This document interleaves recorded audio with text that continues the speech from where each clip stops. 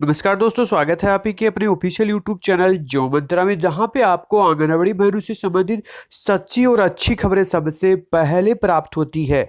बहनों को लेकर के आज दो तीन बड़ी घोषणाएं हुई, उसके बारे में हम जानने वाले हैं। जिसी के थंबनेल पे आप देख रहे हो, सरकारी कर्मचारी हुई घोषित, बहनों को रिटायरमेंट का 75,000 रुपये मिलेगा।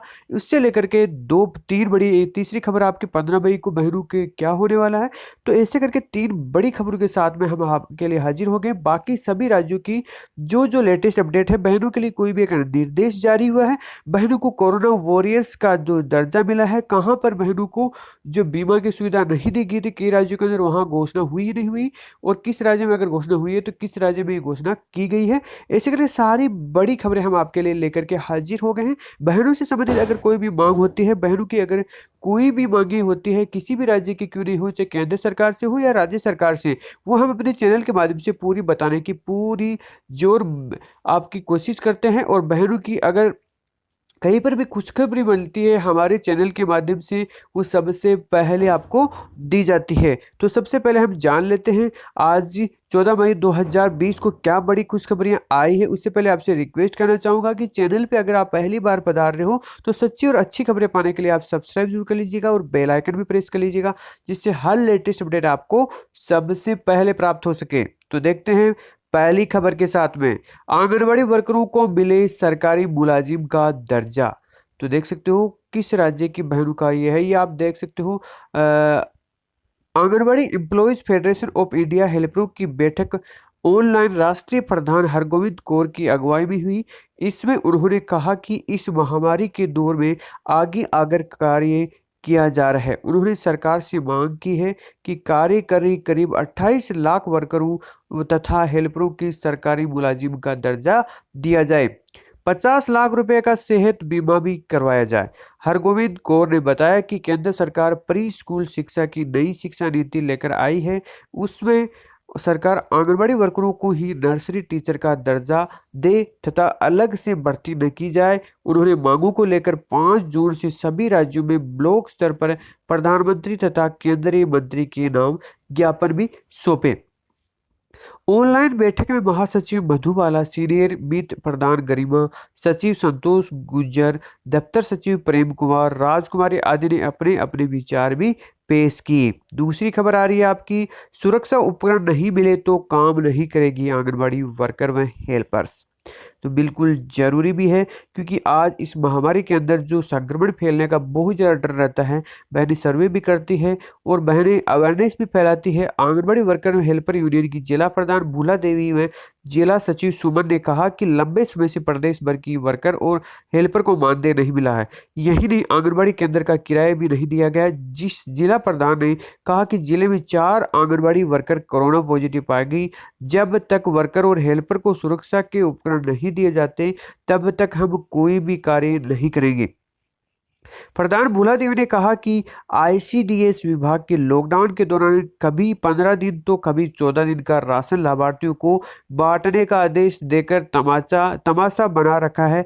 एक एक लाभार्थी को 700 ग्राम गेहूं, 500 ग्राम चावल और ये राशन घर घर जाकर पैक करके बांटना है।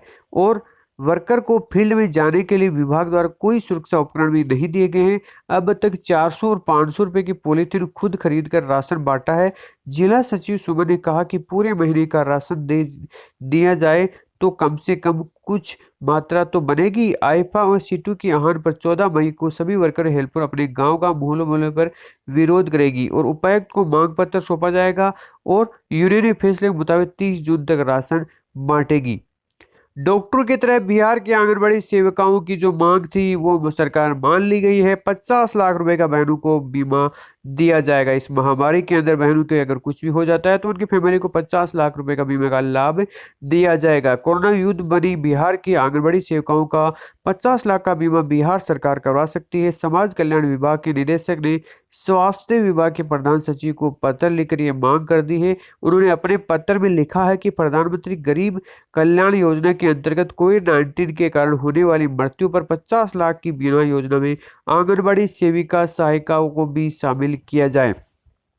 समाज कल्याण विभाग की निदेशक ने अपने पत्र में कहा कि बिहार में आंगनबाड़ी सेविका सहायिकाओं को भी आशा कार्यकर्ताओं के साथ साथ घर घर जाकर कोविड-19 के संदेहास्पद रोगियों के सर्वे करने, आइसोलेशन करने, जागरूकता के कार्य में लगाया गया।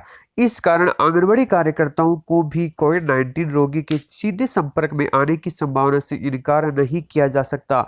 ऐसी परिस्थितियों में आशा कार्यकर्ताओं की भांति आंगनबाड़ी सेविका, सहायिका, महिला पर्यवेक्षिका, बाल विकास परियोजना पदाधिकारी तथा जिला प्रोग्राम पदाधिकारी को भी कोविड-19 के अंतर्गत बीमा योजना में शामिल किया जाए। आईसीडीएस निदेशक ने पत्र में लिखा कि जिला प्रशासन द्वारा आंगनबाड़ी सेविका, सहायिका व आईसीडीएस के अन्य कर्मियों को घर घर जाकर सर्वे करने अथवा कोविड-19 के जुड़े अन्य कार्य में लगाया गया है।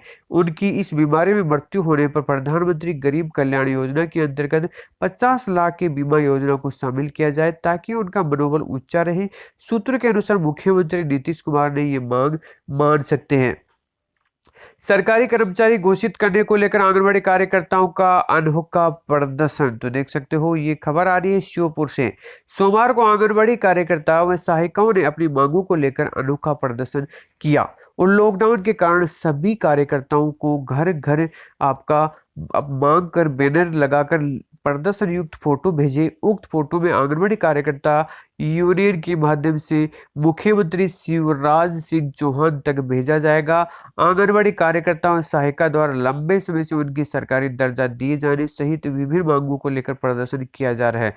इस क्रम में 11 मई को पूर्व घोषित कार्यक्रम के तहत आंगनबाड़ी कार्यकर्ताओं को सड़क पर आकर सरकार के खिलाफ विरोध प्रदर्शन करना था। लॉकडाउन और धारा 144 लगी होने के कारण यह प्रदर्शन तो नहीं हो सका, लेकिन प्रदेश नेतृत्व के आह्वान पर कार्यकर्ताओं ने घरों पर रहने की अपनी मांगे एक बैनर, तख्ती आदि पर लिखकर फोटो ग्रुप में व्हाट्सएप किए। ये फोटो महिला बाल विकास विभाग के ग्रुप में भी डाले गए हैं। इन बैनरों पर आंगनबाड़ी कार्यकर्ता का न्यूनतम वेतन 20,000 रुपये, रिटायरमेंट की जो है पूरे घोषणा के अनुसार 1,75,000 रुपये एक मुश्त देने की जो प्राथमिकता है वो बहनों की शामिल की गई। ये हमारी चैनल के माध्यम से हम बहुत बार मांग कर चुके हैं। जो बहनों के रिटायरमेंट के टाइम पे, क्योंकि हर एम्प्लॉय को ये पैसे कुछ न कुछ दिए जाते हैं, बल्कि बहनों को नहीं मिलते थे। कई राज्यों में घोषणा हुई है, पंजाब में घोषणा हुई थी, लेकिन अभी हमारा ये मांग है कि सभी राज्यों में होनी चाहिए। कुछ न कुछ अमाउंट बहनों को मिलना चाहिए, क्योंकि इतनी बहनें 50 साल 40 साल बहनें सर्विस करती हैं, उसके बाद में बहनों को कुछ न कुछ तो मिलना चाहिए। और जो बहनों की मांग है 20,000 रुपये, वो भी बहनों को मिलनी चाहिए। और उक्त फोटो में मुख्यमंत्री शिवराज सिंह चौहान के पास भेजा जाता है ताकि कार्यकर्ताओं की ओर आंखों मूंदे पड़ी सरकार की नींद खुल सके। और यूनियन की जिला महासचिव सुनीता शर्मा ने बताया कि लॉकडाउन में आंगनबाड़ी कार्यकर्ता सबसे अधिक सेवाएं दे रही है। जिन क्षेत्रों में सरकारी कर्मचारी नहीं जा पा रहे हैं, वहां भी आंगनबाड़ी कार्यकर्ता पहुंचकर अपनी सेवाएं दे रहे हैं। कोरोना वॉरियर्स को हो रही परेशानी से सरकार अनभिज्ञ है और आज हमने लॉकडाउन के कारण इस तरह प्रदर्शन किया। 14 मई को भी इसी तरह विरोध प्रदर्शन किया जाएगा। आवेदिका ने आंगनबाड़ी सहायिका चयन को लेकर एसडीएम को सौंपा ज्ञापन। तो देख सकते हो, कोयलीबेड़ा विकासखंड के अंतर्गत विभिन्न ग्राम पंचायतों में हो रहे आंगनबाड़ी सहायिका चयन प्रक्रिया को लेकर आवेदन द्वारा इस संबंध में जांच के लिए राजस्व अनुविभागीय अधिकारी निशा नेताम को आवेदन सौंपा। और कोयलीबेड़ा ब्लॉक के ग्राम पंचायत इरफानार में ग्राम गोपालपुर विही में 109 निवासी मिताली विश्वास पति अशोक विश्वास ने आंगनबाड़ी सहायिका चयन समिति ने कहा कि उनके द्वारा जब आवेदन फार्म भरा गया तब कोयलबेड़ा विकास खंड के अंतर्गत विभिन्न ग्राम पंचायतों में हो रहे आंगनबाड़ी सहायिका चयन प्रक्रिया को लेकर आवेदन ने इस संबंध में जांच के लिए राजस्व अनुविभागीय अधिकारी निशा नेताम को आवेदन सौंपा। और कोयलीबेड़ा ब्लॉक में ग्राम पंचायत इरफानार के ग्राम कोला गोपालपुर पे ही 109 निवासी मिताली विश्वास पति अशोक विश्वास ने आंगनबाड़ी सहायिका चयन समिति ने कहा कि उनके द्वारा जब आवेदन भरा गया तो आवश्यक सभी दस्तावेज फॉर्म के साथ ही जमा कर दिए गए थे। और फॉर्म जमा लेते समय संपूर्ण आवश्यक जो जांच संबंधी कर्मचारी ने भी इसकी की थी।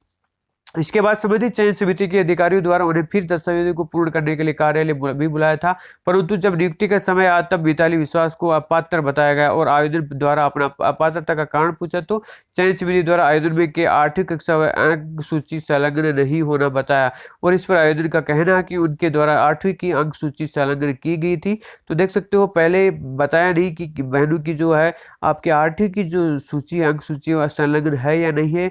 जब लिस्ट निकाली तब बहन का नाम नहीं था। जिम सीओ ने आंगनबाड़ी और निर्माण कार्यों की समीक्षा तेजी करने के लिए कहा गया है।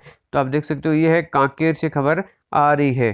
आंगनबाड़ी जो कई जगह निर्माण कार्य चल रहा है वो जल्दी से जल्दी किया जाए जिससे बच्चों को पढ़ाया भी जा सके। तो ये थी आज की मुख्य खबरें आंगनबाड़ी बहनों से संबंधित। अगर कोई भी अगर लेटेस्ट अपडेट चाहिए आपको तो चैनल को सब्सक्राइब जरूर कर लीजिएगा और बेल आइकन प्रेस कर लीजिएगा जिससे हर लेटेस्ट अपडेट आपको सबसे पहले प्राप्त हो सके। वीडियो देखने के लिए धन्यवाद। जय जय भारत।